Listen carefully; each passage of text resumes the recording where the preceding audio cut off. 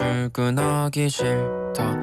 알람 시계 슬기로운 라디오 생활 2부 시작합니다. 지금 이 시간 가장 따끈따끈한 시사 이슈를 아주 쉽게 아주 흥미롭게 소개해드립니다. 정상근의 정상근무 이상무 정상근 기자 함께합니다. 안녕하십니까? 네, 안녕하십니까? 아, 반갑습니다. 네.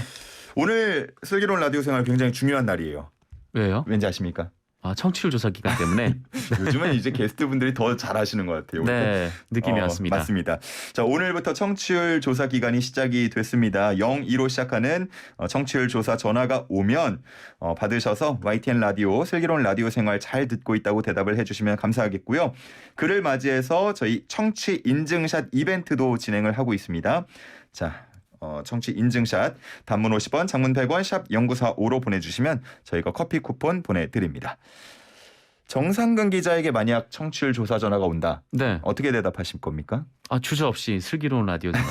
네. 지금 방송 이렇게 출연하는 거 얘기해야죠. 많으시지 않으세요? 아, 방송 출연하는 거요? 예. 뭐 그렇게 많지는 않습니다. 아, 그래요? 네. 약속하신 겁니다. 슬기로운 라디오 생활. 아유, 감사합니다. 똑똑히 얘기하겠습니다. 아유, 감사합니다. 꼭 전화가 왔으면 좋겠네요. 네. 좋습니다.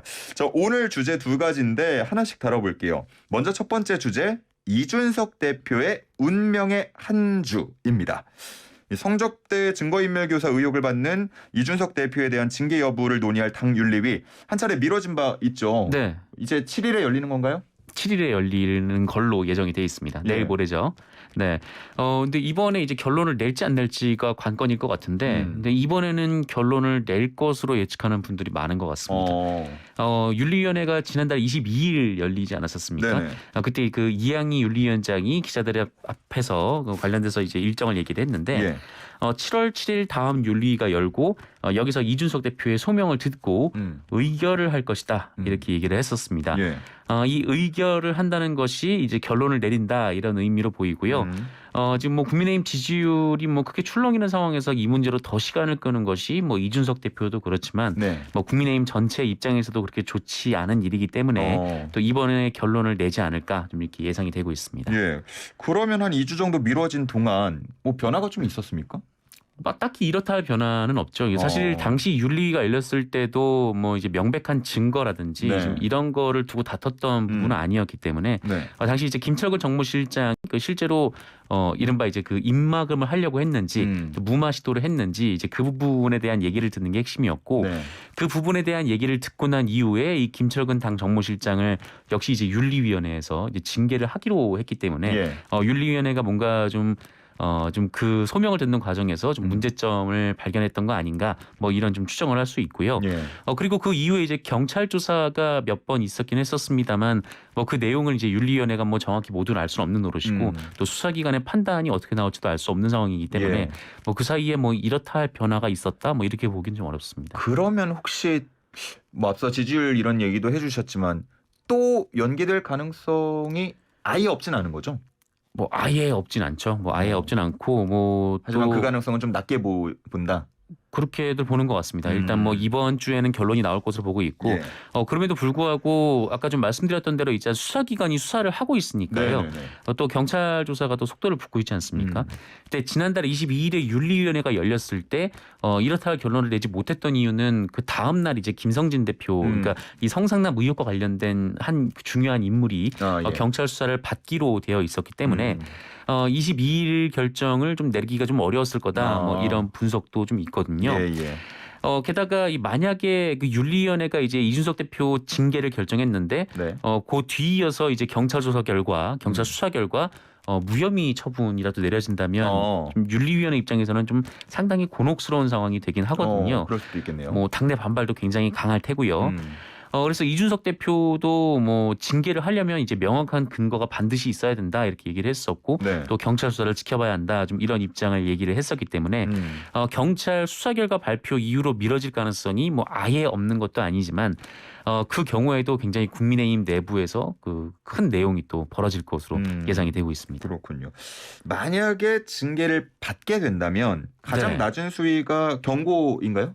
경고부터 시작을 하죠. 네. 그러면은 경고를 받게 되면 당 대표를 수행하는 데 있어서 결격 사유는 아닌 거죠? 당 대표를 수행할 수는 있습니다. 이 경고를 받으면 당 대표를 수행할 수가 있는데 다만 이 징계가 나오는 것 자체가 또 이준석 대표 리더십에 좀 타격을 줄 수밖에 없기 때문에 이 당내 이 시끄러운 상황은 계속 이어질 것으로 좀 예상이 되고 있는데요. 예. 결국 그 윤리위원회가 이 김철근 당 정무실장에 대한 조사를 하고 실제로 누군가를 매수하려고 했다 이렇게 생각을 했기 때문에 이제 징계를 결정을 하게 된 거잖아요. 네. 그렇게 되면 그것이 이제 성상납 의혹과 연관이 돼 있기 때문에 결국 그 이준석 대표 리더십에 또 이제 도덕성에는 좀 상당히 좀 치명타를 입을 수가 있겠다. 좀 이렇게 좀 해석이 되고 있습니다. 게다가 또 이제 경고 같은 경우에는 뭐 이준석 대표가 뭐 대표 수행을 계속 할 수 있는 수위이긴 합니다만 예. 이준석 대표는 경고도 받아들일 수 없다. 뭐 이런 분위기거든요. 네. 게다가 또 뭐 윤리위원회를 해체할 수 있는 권한도 당 대표에게 있다. 뭐 이렇게 좀 애둘러서 윤리위원회에 또 경고를 좀 보냈기 때문에 예. 글쎄요, 이 경고가 나온다고 하더라도 이 문제가 좀 일단락될 것 같지는 않습니다. 하긴 지금 뭐 어느 정도 개파라고 해야 될까요? 좀 나뉘어 있는 상태에서는 경고 처분만 가지고도 잡고 흔들 수 있는 어떻게 네. 보면 여지를 주는 거니까 대표 수행을 계속하는 게 쉽지만은 않을 수도 있을 것 같고 만약에 당원권 정지 이상의 징계가 나오면 어떻게 되는 건가요? 이 당원권 정지라는 징계가 이제 경고 바로 위에 있는 징계인데 네. 이 당원권 정지 기간이 최소 1개월에서 최대 3년이거든요. 1개월부터 3년이요. 네.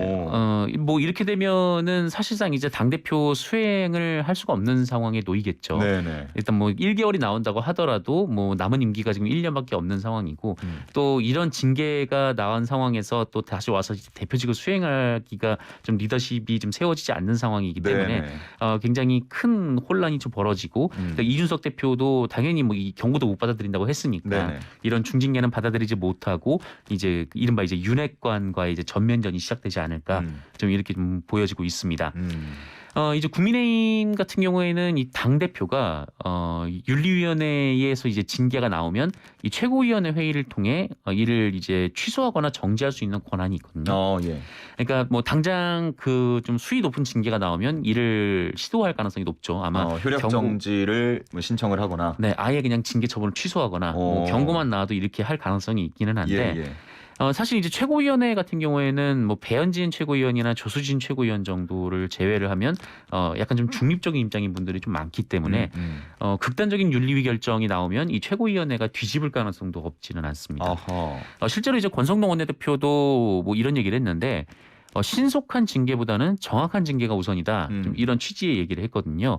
이 말은 징계를 하려면 명확한 근거를 윤리위원회가 제시를 해야 될 네네. 것이다라는 얘기로도 들릴 수가 있기 때문에 이제 권성동 원내대표가 그 이준석 대표의 손을 들어줄 뭐 윤리위원회가 이렇다 할 증거를 제시하지 못했다면 그럴 가능성도 있기 때문에 또 윤리위 결정이 최고위원회에서 뒤집어질 수도 있고 또 그렇게 되면은 사실 이제 그 당 대표가 윤리위원회에 좀 징계를 받는 경우 거의 없기 때문에 네. 이 규정이 그 동안은 문제가 되어오지 않았었지만 이 당 대표가 본인이 걸려 있는 문제이기 때문에 또 이제 굉장히 내부에서 국민의 내부에서 좀 갑론을박이 또 이어질 가능성이 높습니다. 네, 그렇군요. 분명한 근거가 필요하다라는 점은 아마 뭐 이 문제를 바라보는 모두가 공감을 할 것 같은데 네. 그렇다면은 수사 결과도 자연스럽게 또 지켜보게 되거든요. 지금 그 앞서서 뭐 대표 얘기도 해주셨지만 경찰 수사 어떻게 진행이 되고 있나요? 그 지난 6월 23일에 이 김성진 아이카이스트 대표 이분이 이제 이준석 대표를 성상납을 했다 이렇게 주장을 하는 분이신데 예. 이분이 지난 달 23일에 한번 조사를 받았고 그리고 오늘 아마 2차 참고인 조사를 받는 걸로 그렇게 전해지고 있습니다. 네네. 그런데 이제 다만 그 대표 이 김성진 아이카이스트 대표가 조사를 받을 때 이 예. 김성진 대표의 이제 그 변호사이죠. 이 김소연 변호사가 계속 이제 기자들과 만나면서 중간중간 얘기를 계속 쏟아내고 있는 상황이거든요. 그래서 계속 수사를 받는 와중에 이른바 이제 여론전도 한편에서 계속 진행이 될 것으로 보입니다. 그렇군요.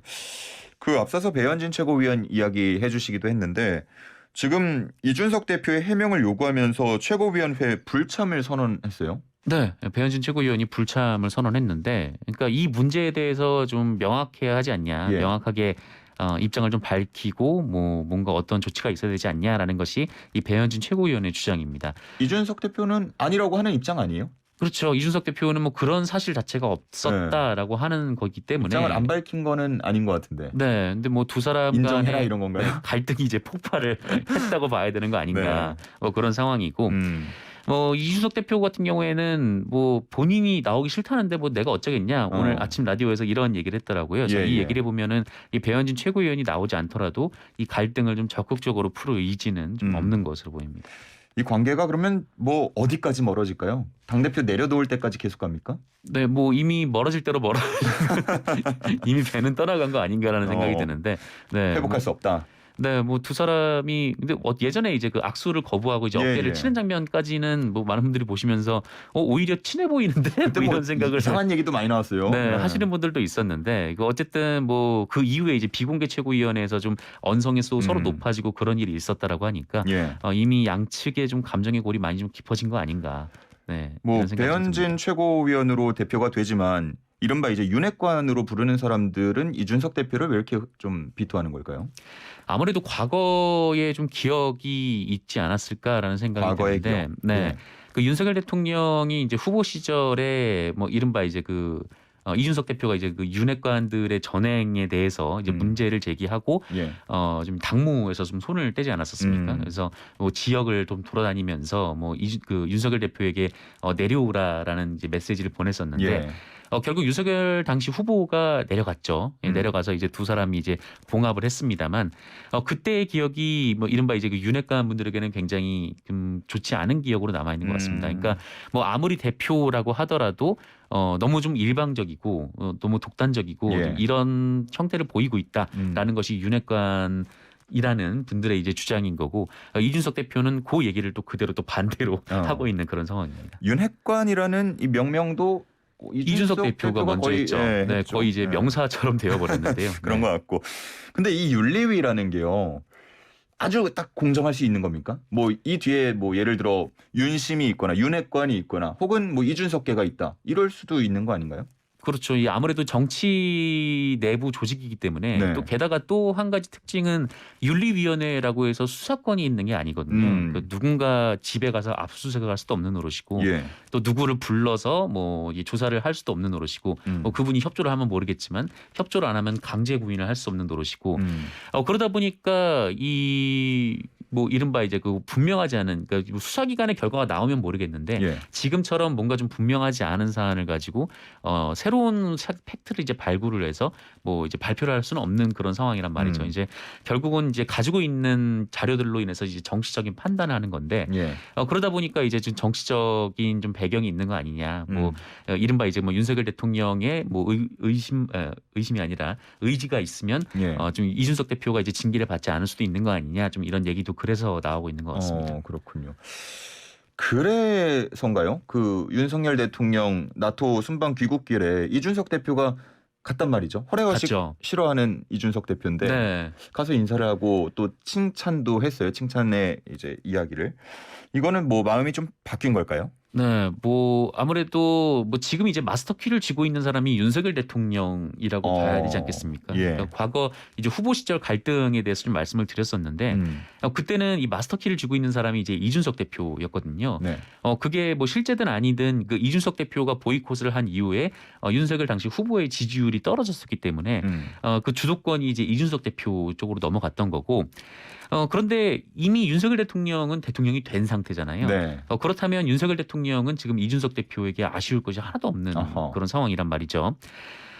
그래서 이제 이준석 대표가 뭐 이른바 이제 윤석열 대통령을 뭐 이제 후보 시절처럼 뭐 어디 지역으로 불러내고 이제 필요로 하고 뭐 그런 상황이 아니기 때문에 결국 이준석 대표가 할 수 있는 것은 그 윤석열 대통령과 그 윤핵관을 분리하는 전략을 쓰고 있는 거 아닌가 좀 이렇게 뭐 해석이 되고 있습니다. 그러니까 이준석 대표가 이런 얘기를 했거든요. 지금 윤석열 대통령이 지지율이 떨어지고 있는데 나한테 20일만 주면 다시 올릴 수 있다.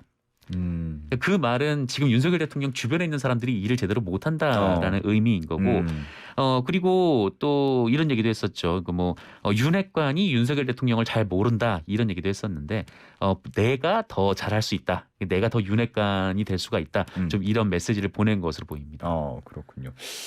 그 이양희 윤리위원장은 이준석 대표가 임명한 사람이죠? 네, 그렇게 알고 있습니다. 근데 공개 경고까지 했단 말이죠. 그래서 뭐 내부 결론 이미 내려진 거 아닌가 그런 얘기까지 좀 나오거든요. 뭐 이양희 윤리위원장 입장에서는 그 이준석 대표가 계속해서 윤리위원회의 신뢰를 그 뒤흔드는 발언을 하니까 뭐 그 부분에 대해서 이제 경고를 그냥 위원장으로서. 네, 하는 상황인 것 같고 그리고 그 이미 좀 윤리위원회에서 좀 결론이 난 거 아닌가라고 짐작할 수 있는 대목은 앞서 이제 말씀드렸듯이 이제 김철근 정무실장을 징계하겠다 예. 이렇게 윤리위가 나선 대목 이제 그 대목이 좀 이제 이준석 대표에 대한 좀 징계 여부도 네. 이미 판가름이 난 거 아닌가 좀 어. 그렇게 해석할 수 있는 여지인 것 같습니다. 그 판가름이란 게 제가 지금 감이 좀 잘 안 오는데 그러면은 뭐 징계가 내려진다 쪽으로 좀 무게가 실렸다는 건가요? 그런 거 아닌가라는 좀 해석들이 많은데 그 김철근 정무실장이 그 이준석 대표가 성상납을 했다라고 주장하는 사람에게 그런 주장을 하는 사람에게 뭔가 좀 약속을 했다라는 거 아니겠습니까? 예. 근데 김철근 정무실장 본인과 관련된 일이 아니기 때문에 그 이준석 대표와 관련된 일에 본인이 그런 일을 했고 또 이제 윤리위원회 회의 과정, 윤리위원회 이제 그 심의 과정에서 김철근 실장의 그런 행위가 문제가 있다라고 판단을 했기 때문에 또 윤리위원회가 또 처벌을 하겠다 이렇게 나선 상황이겠죠. 그렇기 때문에 이제 결론적으로 보면은 그 이준석 대표의 이른바 이제 그 입막음을 하려던 게 예. 이준석 대표가 아니겠느냐. 좀 이런 그 윤리위의 결론이 이미 내려진 것 아닌가. 좀 그런 추정이 나오고 있는 겁니다. 그러니까 이 대표가 지금 이 윤리위에서 받고 있는 혐의는 결국 그 증거인멸 네, 그 하고 부분입니다. 품위 유지 이렇게 두 가지인 건가요? 네, 그러니까 김철근 정무실장이 그분에게 가서 뭐 얼마의 투자를 유치해주겠다 뭐 이런 7억으로 식의 알려져 있는데. 네, 각서를 써준 것이 이제 결국 증거 인멸을 하기 위한 것 아니었느냐. 사실 성상납 관련된 부분은 뭐 윤리위원회에서 뭐 수사를 할 수가 없는 그렇죠. 그건 노릇이기 수사기관의 때문에 몫인 거고. 네, 그 수사기관의 몫인 거고 좀 이거는 이제 각서라는 그 현재 존재하는 그런 문서가 나온 상황이기 때문에 이 부분을 놓고 심의를 하고 있는 것으로 보입니다. 그렇군요. 그 이른바 MZ 세대로 분류되는 그 당원들 보니까 뭐 설문조사도 나오고 하던데 뭐 예를 들어 징계가 내려지면은 대거 탈당하는 경우도 생기고 뭐 그럴까요? 글쎄요. 그 이준석 대표가 뭐 바라는 그림은 아마 그런 데 있을지도 모르겠는데 근데 뭐 이준석 대표의 징계가 내려졌다고 해서 뭐 이미 그 당원으로 가입된 분들이 탈당을 하거나 뭐 그런 일이 벌어질까라는 데는 좀 저는 좀 회의적입니다. 그러니까 이미 어느 정도의 좀 마음을 주고 있기 때문에. 네. 그 이준석 대표가 뭐 이제 그 이른바 이제 2030 남성들의 마음을 대변한다 뭐 네. 이런 얘기도 있긴 했지만 네. 이 또 한편으로 이제 그 국민의힘에 뭐 많은 2030 세대들이 가입했던 이유는 그 이준석 대표가 뭐 이런 이제 이른바 이제 뭐 좀 나이든 어르신들이 하는 정당에서 좀 젊은 사람들이 좀 주도하는 정당으로 이미지를 바꾼 면이 있거든요. 그 부분이 더 컸기 때문에 뭐 이준석 대표 개인보다는 이 당 분위기가 더 중요하지 않을까 그렇게 생각이 듭니다. 알겠습니다. 자, 두 번째 주제 넘어가 볼게요. 야당 소식인데 어대명과 분당론입니다. 뭐 여나 야나 지금 시끄럽기는 마찬가지인 것 같아요. 네. 전당대회 룰에 대한 얘기도 한창 나오던데 이거 결정이 된 건가요? 뭐 일단 어느 정도 결정은 된 상황인데요. 근데 오늘 또 안규백 그 전당대회 준비위원장이 사퇴를 해서 네네네. 또 이후에 좀 상황을 좀 지켜보긴 해야 될 것 같습니다. 근데 어제 일단 결정이 됐던 것은 일단 당 대표하고 최고위원하고 분리 선출하는 네. 그러니까 단일 지도 체제, 그러니까 뭐 대표 중심의 이제 지도 체제는 유지를 네네. 하기로 한 것 같고요.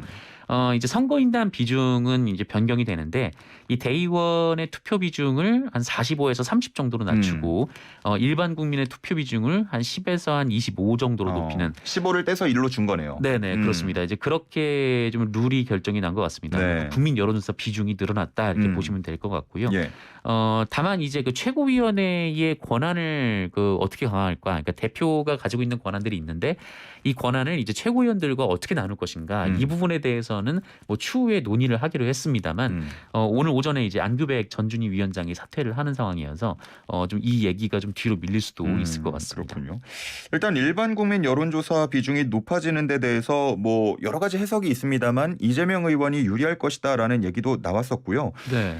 그런가 하면 또 권리당원에 있어서는 그 원래 당규를 그대로 유지를 했단 그대로, 말이죠. 네, 그렇습니다. 그러면은 대선 이후에 들어오신 분들은 이제 해당이 안 되는데 네. 뭐 이게 유불리를 따지면 좀 어떨까요?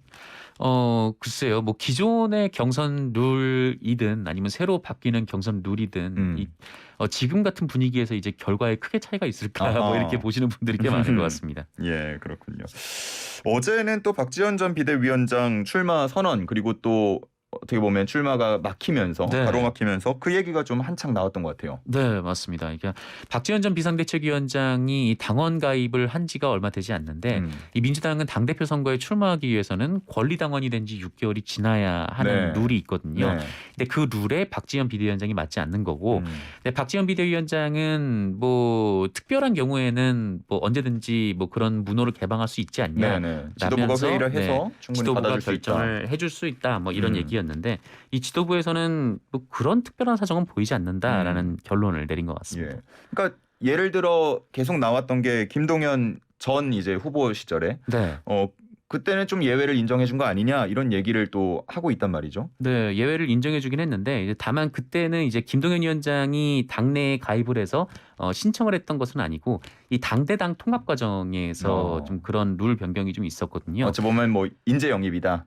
네, 뭐 그러니까 이 당과 저 당이 합쳐지니까 뭐 그때는 좀 특별한 규정이 있는 거 아니냐. 왜냐하면 당대당 통합 과정에서는 이 전당원 투표가 따라오기 마련이고 이 전당원 투표를 할 때 뭐 그 부분에 대해서도 같이 이제 판단을 받았던 거 아니냐라는 건데 이 박지원 비대위원장의 출마 여부를 판단하기 위해서 전당원 투표를 할 수는 없는 일이다. 뭐 이렇게 좀 비대위는 생각을 했던 것 같습니다. 그렇군요.